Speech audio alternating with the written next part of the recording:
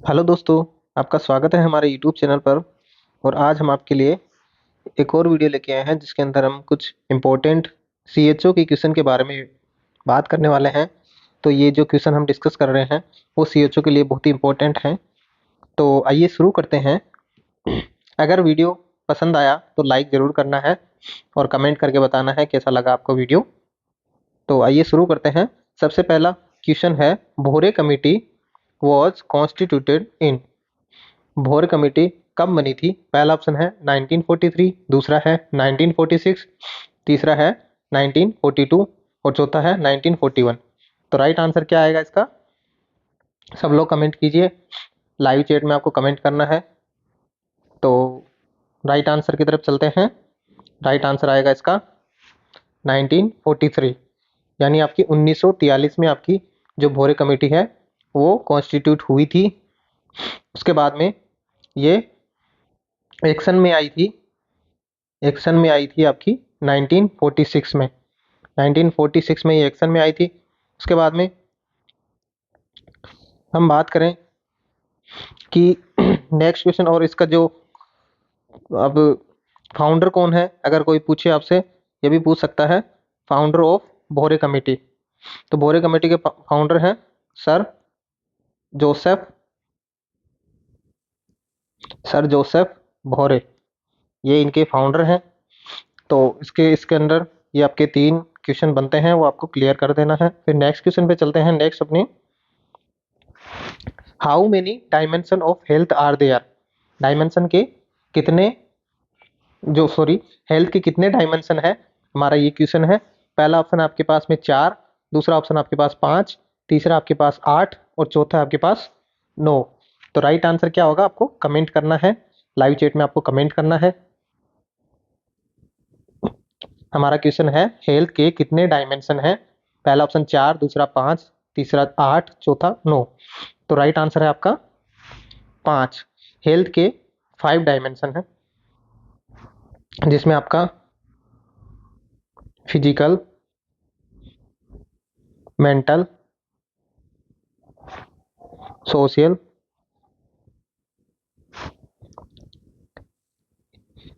Spiritual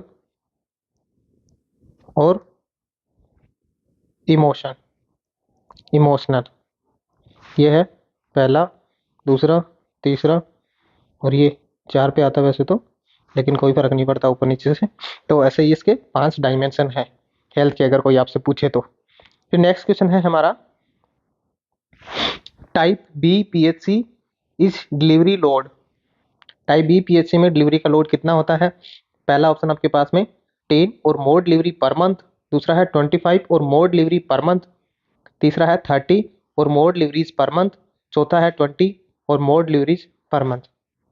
तो ये आपका क्वेश्चन है जिसके अंदर पूछा है, जो पीएचसी है टाइप बी, उसके अंदर डिलीवरी का लोड कितना रहता है? तो पहला ऑप्शन 10 और मोर, दूसरा 25 और मोर, तीसरा 30 और मोर, चौथा 20 और मोर। ये आपका पर मंथ में पूछा है। तो इसका राइट आंसर क्या होगा? राइट आंसर की तरफ चलते हैं। राइट आंसर भी 20 और मोर डिलीवरी पर मंथ। देखिए जो पीएचसी होती है, पीएचसी ये 2 टाइप की होती हैं, एक टाइप ए और दूसरी होती है टाइप बी। जो टाइप ए होती है उसमें 20 से कम आपकी डिलीवरी होती है पर मंथ, 20 से कम डिलीवरी होती है पर मंथ। और अगर टाइप बी की बात करें तो इसमें मोर देन 20 डिलीवरी होती है पर मंथ। ये इनका मेन डिफरेंस होता है, तो आपको ध्यान रखना है टाइप बी और टाइप ए के बारे में। फिर नेक्स्ट क्वेश्चन पे चलते हैं। One community health centre caters service for every. जो एक सीएचसी है वो कितने केटर्स के लिए सर्विस प्रोवाइड करवाती है? पहला ऑप्शन है 80,000 टू 120,000 पॉपुलेशन, यानी 80,000 से 1,20,000 पॉपुलेशन। दूसरा है आपके पास में 40,000 से 1,20,000 पॉपुलेशन। तीसरा है 70,000 से 1,20,000 पॉपुलेशन। चौथा आपके पास 60,000 से 1,20,000 पॉपुलेशन। तो इसका राइट आंसर क्या आएगा? कमेंट करके बताइए। क्वेश्चन है हमारा CHC है वो कितने कैटर्स को सर्विस प्रोवाइड करवाती है। तो पहला ऑप्शन आपके पास में 80 से 120, दूसरा 40 से 120, तीसरा 70 से 120, चौथा 60 से 120। तो राइट आंसर है 80 से 120। 80,000 से 1,20,000। ये आपसे अलग अलग भी पूछ सकता है। जो CHC होती है वो कितने लोगों को सर्विस प्रोवाइड करवाती है। तो अगर रूरल की बात करें तो आपका 1,20,000 लोगों को, और अगर हिली या फिर ट्राइबल एरिया की बात करें तो आपका 80,000 इतने लोगों को सर्विस प्रोवाइड करवाते हैं। फिर नेक्स्ट क्वेश्चन पे चलते हैं। Number of chromosome in Turner syndrome. Turner syndrome में नंबर ऑफ क्रोमोसोम कितना होता है। पहला ऑप्शन 46, दूसरा 47, तीसरा 44, चौथा 45। तो राइट आंसर क्या होगा, लाइव चैट में कमेंट कीजिए। पहला ऑप्शन आपके पास 46, दूसरा 47, तीसरा 44, चौथा 45। तो इसका राइट आंसर है 45। जैसा कि आपको पता है जो ह्यूमन है, ह्यूमन के अंदर टोटल क्रोमोसोम की बात करें तो 46 होता है, जिसके अंदर 44 आपका ऑटोसोम होता है, और जो दो होते हैं आपके जिसमें XX या फिर XY, ये आपके सेक्स क्रोमोसोम होता है, जो कि सेक्स का डिसीजन करता है या फिर सेक्स बताता है, डिनोट करता है।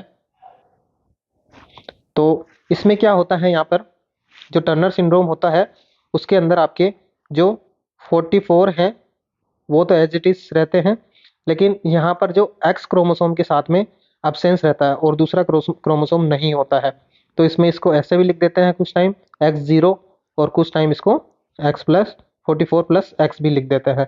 तो इन दोनों से ये डिनोट होता है टर्नर सिंड्रोम, ये इसके अंदर होता है। फिर नेक्स्ट क्वेश्चन पे चलते हैं। At which age human foetus started to secrete hormone thyroxine. कितनी एज पर फीटस थायरोक्सिन हार्मोन सिक्रेट करना स्टार्ट कर देता है, शुरू कर देता है। पहला ऑप्शन है 6 वीक ऑफ गेस्टेशन, दूसरा है 12 वीक ऑफ गेस्टेशन, तीसरा है 24 वीक ऑफ गेस्टेशन, चौथा है 32 वीक ऑफ गेस्टेशन। तो इसका राइट आंसर क्या आएगा, जल्दी से चैट बॉक्स में कमेंट कीजिए। अगर आप ये वीडियो प्रीमियर के टाइम देख रहे हैं तो आपको लाइव चैट में कमेंट करना है, नहीं तो आपको कमेंट में फाइनल आपको बता देना है कि कितने आपके राइट हुए हैं। वो आपको, अगर आप बाद में ये वीडियो देखते हैं तो आपको बताना है कि कितने आपके सही होते हैं। टोटल जितने क्वेश्चन होंगे उसमें से आपको बताने हैं कि कितने सही हुए हैं। तो आंसर की तरफ चलते हैं। हमारा आंसर है 12 वीक ऑफ गेस्टेशन।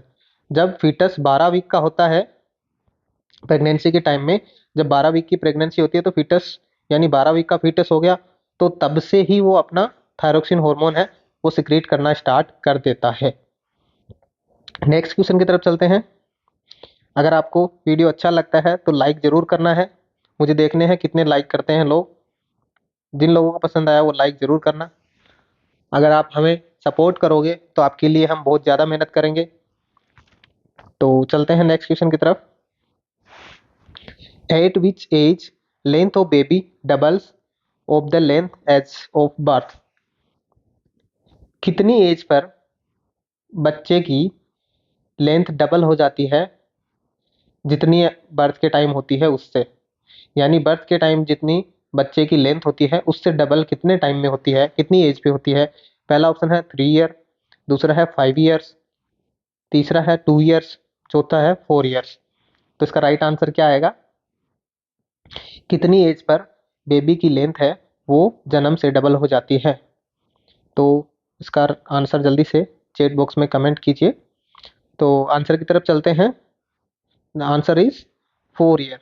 4 ईयर पे जो आपका वेट है वो डबल हो जाता है एज कंपेयर देन बर्थ।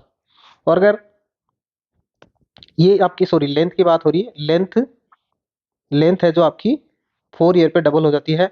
अगर वेट की बात करें तो 6 मंथ में, 6 मंथ में जो वेट है वो डबल हो जाता है। दोनों आपको ध्यान रखना है, कंफ्यूजन नहीं होना। 6 मंथ पे आपका वेट डबल होता है और 4 ईयर्स पे आपकी लेंथ डबल हो जाती है। फिर नेक्स्ट क्वेश्चन पे चलते हैं। Drug of choice for treatment of malaria in pregnancy. Pregnancy के अंदर ड्रग ऑफ चॉइस क्या रहेगी मलेरिया की? पहला ऑप्शन है क्विनिन, दूसरा है आर्टिमीटर, तीसरा है क्लोरोक्विन, चौथा है प्रीमाक्विन। तो राइट आंसर क्या होगा? जल्दी से कमेंट कीजिए। क्वेश्चन है हमारा, drug of choice for the treatment of malaria in pregnancy. Pregnancy के अंदर मलेरिया की ड्रग ऑफ चॉइस क्या रहेगी? पहला ऑप्शन क्विनिन, दूसरा आर्टिमीटर, तीसरा क्लोरोक्विन, चौथा प्रीमाक्विन।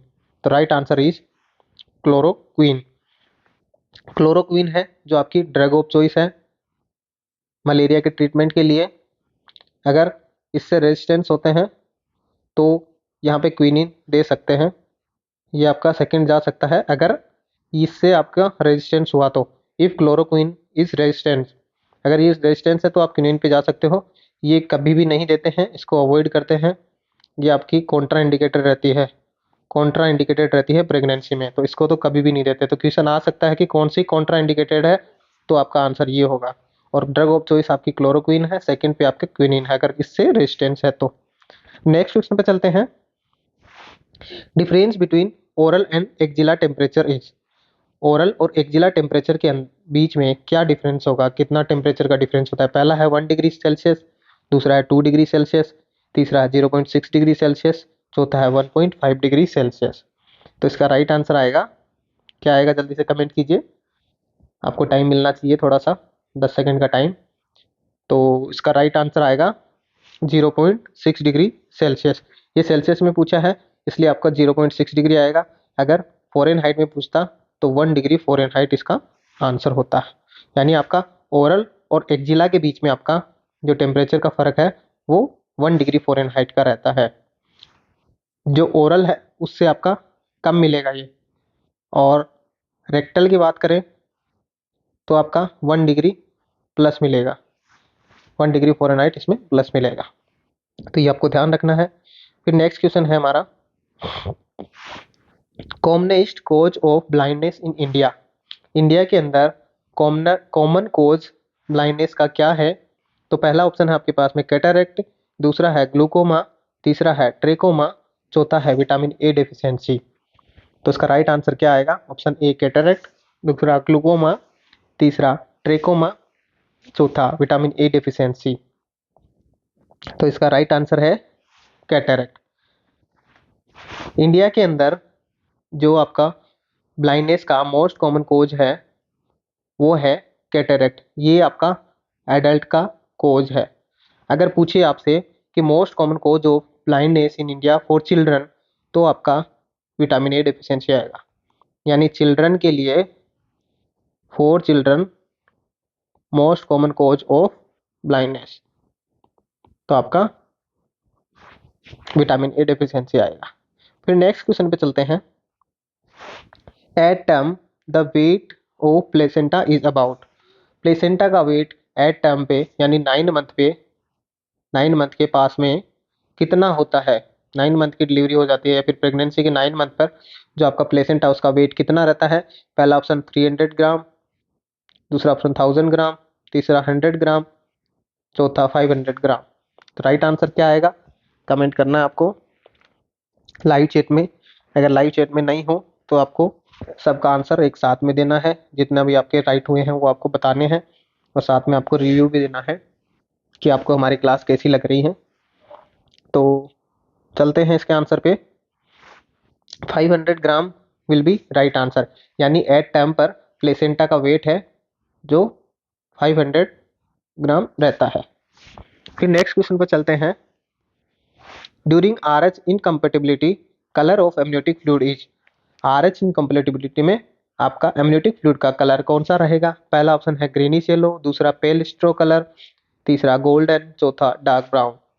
तो कौन सा रहेगा? अगर आरएच इनकम्पेटिबिलिटी है तो एमनियोटिक फ्लूइड का कलर कैसा देखने को मिलेगा? तो पहला ऑप्शन ग्रीनिश येलो, दूसरा पेल स्ट्रो, तीसरा गोल्डन, चौथा डार्क ब्राउन। तो इसका राइट आंसर आएगा गोल्डन। अगर आरएच इनकम्पेटिबिलिटी है तो आपको गोल्डन कलर देखने को मिलेगा। अगर ग्रीनिश येलो देखने को मिलता है तो वहां पर है पोस्ट मेच्योरिटी के साइन, पोस्ट मेच्योरिटी आपको देखने को मिलती है। पेल स्ट्रो जो कलर है वो आपका नॉर्मल कलर होता है। अगर डार्क ब्राउन कलर होता है तो वहां पर आईयूडी इंडिकेट कर रहा है, यानी इंट्रा यूट्राइन डेज यहाँ पर इंडिकेशन है। फिर नेक्स्ट क्वेश्चन पे चलते हैं। Perception of active fetal movement by the pregnant mother at about 18 to 20 week of gestation is term age. Pregnant mother है, उसको 18 से 20 वीक पे कुछ फीटल की मूवमेंट फील होते हैं, उनको क्या बोलते हैं? पहला ऑप्शन है क्विकनिंग, दूसरा है मोंटगोमेरी ट्यूबरकल, तीसरा है ब्रेक्सटोन हिक कॉन्स्ट्रक्शन, तीसरा है गुडेल साइन। तो राइट आंसर क्या आएगा? तो इसका राइट आंसर है क्विकनिंग। क्विकनिंग ऐसा अगर बच्चे का मूवमेंट मदर को फील होता है 18 से 20 वीक पे तो उसको क्विकनिंग साइन बोलते हैं। मोंटगोमेरी ट्यूबरकल आपके जो ब्रेस्ट एरियोला है, ब्रेस्ट एरियोला के चारों तरफ आपको ग्लैंड्स देखने को मिलेगी। जैसे आपका ये जो निप्पल है, निप्पल के चारों तरफ ऐसे आपको ग्लैंड्स देखने को मिलेगी जो सीबेशियस ग्लैंड होती है। उनको ये प्रेगनेंसी में ज़्यादा उभरी हुई होती हैं, जो आपकी जो ग्लैंड्स हैं उनको आप मोंटगोमेरी ट्यूबरकल बोलते हैं। और ये सीबम का सिक्रेशन करती है जो एरियोला को लुब्रिकेशन का काम करता है और एंटी जर्मिसाइडल का भी काम करता है। जो ब्रेक्सन हिक्स कॉन्ट्रैक्शन है वो आपका फॉल्स कॉन्ट्रैक्शन भी बोलते हैं उनको, प्रेगनेंसी के फॉल्स कॉन्ट्रैक्शन होते हैं। और जो गुडेल साइन है वो होता है आपका softening of cervix, softening of cervix को आप गुडेल साइन बोलते हैं। फिर नेक्स्ट क्वेश्चन पे चलते हैं। The interval between exposure to infection and the appearance of the first symptom is called. आपका इंटरवल बिटवीन एक्सपोजर इन्फेक्शन से एक्सपोजर होने के बाद से जब आपका फर्स्ट सिम्टम अपीयर होता है उस पीरियड को आप क्या बोलते हैं? पहला ऑप्शन है लेटेंट पीरियड, दूसरा है इंक्यूबेशन, तीसरा इंक्यूबेशन पीरियड, चौथा ऑल ऑफ द अबव। तो इसका राइट आंसर क्या आएगा? इसका right answer option A latent period, option B incubation, तीसरा इंक्यूबेशन पीरियड, ऑप्शन डी है आपके पास में ऑल ऑफ द अबव। तो इसका राइट आंसर आएगा incubation period.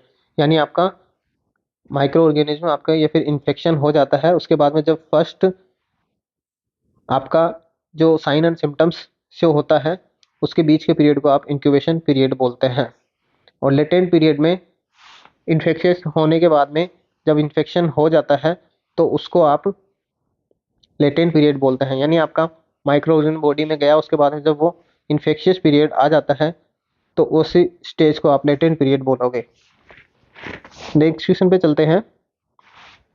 Which bacteria is known as Klebs bacteria. कौन से बैक्टीरिया को क्लेब्स बैक्टीरिया बोलते हैं? पहला ऑप्शन है कोरिनीबैक्टीरियम डिप्थीरियाई, दूसरा है क्लोस्ट्रीडियम टिटेनी, तीसरा है नाइजीरियाई गोनोरिया, चौथा है विब्रिया कोलोरा। तो राइट आंसर इसका क्या आएगा? जल्दी से लाइव चैट में कमेंट कीजिए। क्वेश्चन है क्लेब्स बैक्टीरिया किसे बोलते हैं? पहला ऑप्शन कॉर्निबैक्टीरियम डिप्थीरिया को, दूसरा क्लोस्ट्रीडियम टिटेनी को, तीसरा है नाइजीरिया गोनोरिया को, चौथा विब्रिया कोलेरा को। तो राइट आंसर है कॉर्निबैक्टीरियम डिप्थीरिया, ये जिसका पॉजिटिव एजेंट है जो कि डिप्थीरिया का पॉजिटिव एजेंट है। यानी आपका डिप्थीरिया है जो कॉर्निबैक्टीरियम डिप्थीरिया से होता है। फिर नेक्स्ट क्वेश्चन पे चलते हैं। क्लोस्ट्रीडियम टिटेनी आपका टिटनस कॉज करता है। फिर नेक्स्ट क्वेश्चन पे चलते हैं। Rice water stool is characteristic symptoms of which of the following infection. Rice water stool किसका कैरेक्टरिस्टिक सिम्टम्स है? पहला ऑप्शन है न्यूमोकोकस, दूसरा विब्रियो कोलेरा, तीसरा कॉर्निबैक्टीरियम डिप्थीरिया, तीसरा इश्चेरिया कोलाई। तो राइट आंसर क्या होगा? कमेंट कीजिए जल्दी से लाइव चैट में। तो right answer will be vibrio cholera. Vibrio cholera है जो कि किसका पॉजिटिव एजेंट है? कोलेरा का। ये कोलेरा कोज करता है और कोलेरा में आपको ये सिम्टम्स देखने को मिलेगा, राइस वाटर स्टूल आपको देखने को मिलेगा, ये इसका करेक्टरिस्टिक सिम्टम्स है। फिर नेक्स्ट क्वेश्चन पे चलते हैं। Benedict test is urine sample is done for the detection of. जो आपका बेनेडिक्ट टेस्ट है, यूरिन से सैंपल किया जाता है, वो किसके लिए, किसके डिटेक्शन के लिए किया जाता है? पहला ऑप्शन है ग्लूकोज, दूसरा है प्रोटीन, तीसरा है बाइल साल्ट, चौथा है एसीटोन। तो किसके लिए किया जाता है बेनेडिक्ट टेस्ट है वो? तो राइट आंसर विल बी क्या आएगा? जल्दी से लाइव चैट में कमेंट कीजिए। तो चलते हैं क्वेश्चन की तरफ, आंसर की तरफ। तो right answer will B glucose. जो आपका बेनेडिक्ट टेस्ट है वो ग्लूकोज के लिए किया जाता है, और जो आपका बाइल साल्ट है उसके लिए आपका टेस्ट किया जाता है Hay's Hay's test. Hay's test है वो आपके बाइल साल्ट के लिए किया जाता है, और जो एसीटोन के लिए किया जाता है रोथ्रा। रोथ्रा टेस्ट है वो आपको एसीटोन के लिए किया जाता है। तो ये दो है, और एक होता है बाइल पिगमेंट। बाइल पिगमेंट का अगर कोई पूछे तो बाइल पिगमेंट के लिए आपका किया जाता है स्मिथ्स टेस्ट। Smiths test. तो ये कोई भी पूछ सकता है, तो सब आपको ध्यान रखना है। फिर नेक्स्ट क्वेश्चन पे चलते हैं। Term melena means. Term melena का क्या मतलब है? पहला है पस इन द यूरिन, दूसरा है शुगर इन द यूरिन, तीसरा है पेनफुल मिक्चुरेशन, चौथा है dark colour stool containing blood. तो क्या आएगा राइट आंसर? मेलेना का मतलब क्या है? पहला ऑप्शन आपके पास में यूरिन में पस आना, दूसरा ऑप्शन है यूरिन में शुगर आना, तीसरा है पेनफुल मिक्चुरेशन, चौथा है dark colour stool containing blood. तो राइट आंसर आएगा इसका dark colour stool containing blood, यानी स्टूल के साथ में ब्लड आ रहा है। और ब्लड कौन सा आ रहा है? डार्क कलर बोल सकते हो, या फिर ओकल्ट बोल सकते हो, ओकल्ट ब्लड। तो उसको आप क्या बोलोगे? मेलेना। उसको आप बोलोगे मेलेना। अगर आपके यहाँ पर फ्रेश ब्लड आ रहा है, फ्रेश ब्लड इन स्टूल, तो उसको बोलोगे आप हिमेटोसीजिया। हिमेटोसीजिया। तो ये दो टर्म आपको ध्यान रखनी है। मेलेना यहाँ पे ओकल्ट ब्लड या फिर डार्क कलर ब्लड के लिए आएगा, जिसमें ब्लड जमा हुआ होगा। अगर फ्रेश ब्लड आ रहा है तो उसको बोलते हैं हिमेटोसीजिया। फिर नेक्स्ट क्वेश्चन पे चलते हैं। Most serious complication of fracture of bone. Most serious complication क्या होगा बोन फ्रैक्चर का? पहला ऑप्शन है सेप्टिसेमिया, दूसरा है हाइपरटेंशन, तीसरा है फेट एम्बोलिज्म, चौथा है हेमरेज। तो इसका राइट आंसर क्या आएगा? मोस्ट कॉमन कॉम्प्लिकेशन पूछा है फ्रैक्चर का। पहला ऑप्शन सेप्टिसीमिया, दूसरा हाइपरटेंशन, तीसरा फेट एम्बोलिज्म, चौथा हेमरेज। तो इसका राइट आंसर आएगा फेट एम्बोलिज्म। जो फेट एम्बोलिज्म है वो आपका विद इन 24 आवर के अंदर देखने को मिल जाता है। ये आपका फ्रैक्चर के विद इन 24 आवर के अंदर आपको यहाँ पर एम्बोलिज्म देखने को मिल जाता है। इसका कॉम्प्लिकेशन है आपका फ्रैक्चर का। फिर नेक्स्ट क्वेश्चन पे चलते हैं। An anganwadi worker is appointed over a how much population in tribal area.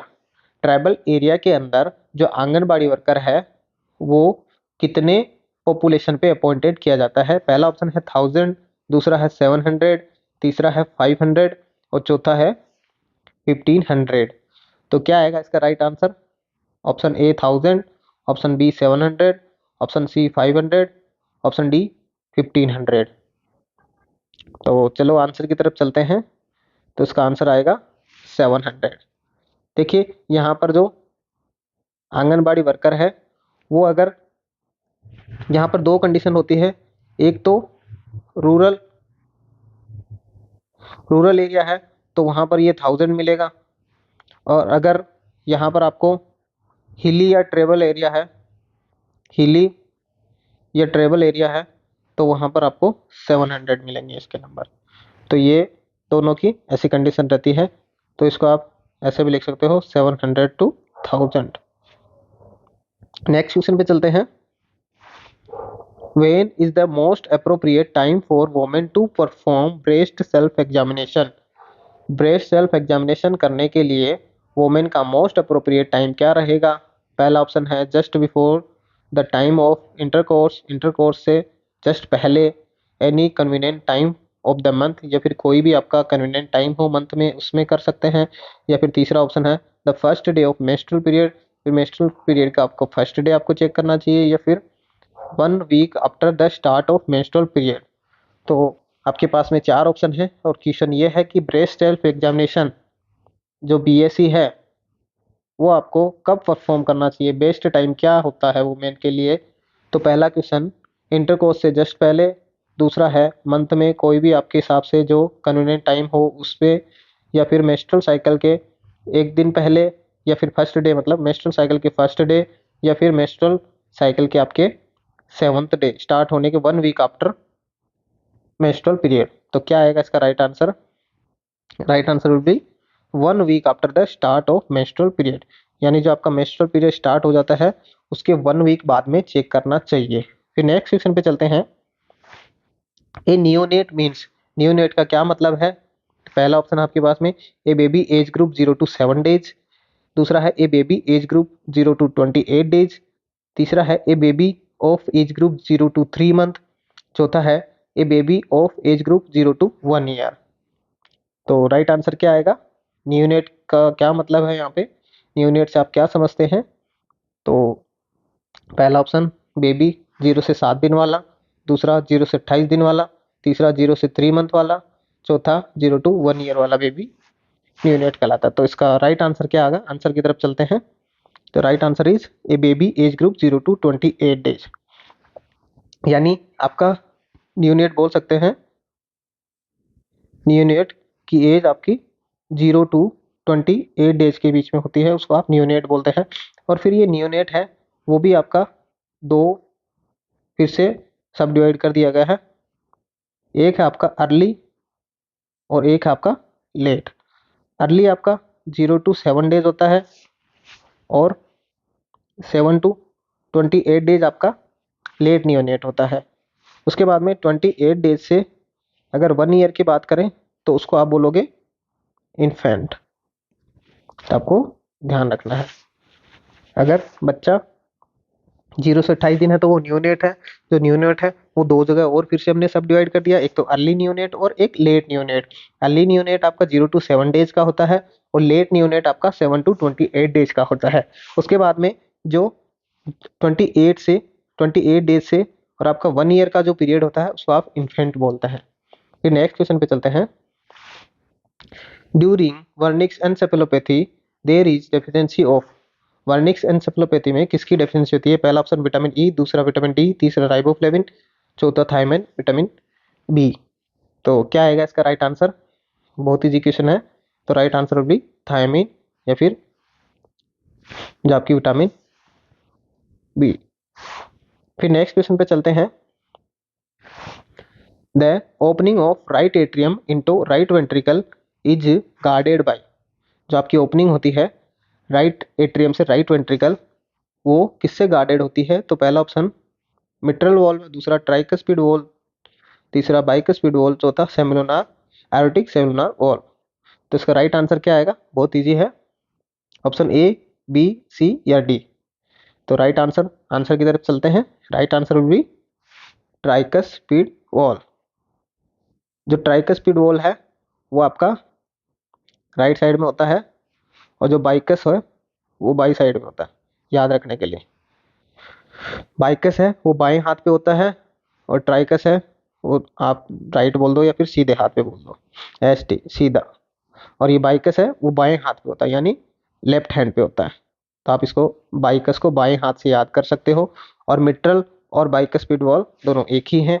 Erotic सेमिनोनार valve आपका लेफ्ट वेंट्रिकल में होता है जो कि आपके अरोटा की ओपनिंग होती है, अरोटा को लिए ओपनिंग होती है, वॉल्व होता है। फिर नेक्स्ट क्वेश्चन पे चलते हैं।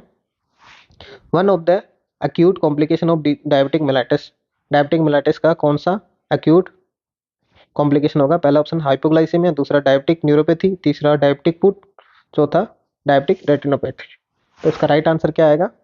तो right answer will be hypoglycaemia. Diabetic mellitus का मोस्ट कॉमन कॉम्प्लिकेशन यही है, इसमें आपकी इंसुलिन थेरेपी चलती है तो उसकी वजह से आपको हाइपोग्लाइसेमिया देखने को मिलता है। वैसे इसमें हाइपरग्लाइसेमिया होता है, लेकिन इंसुलिन थेरेपी की वजह से इसमें हाइपोग्लाइसेमिया देखने को मिलेगा। तो ये था हमारा आज का सेशन।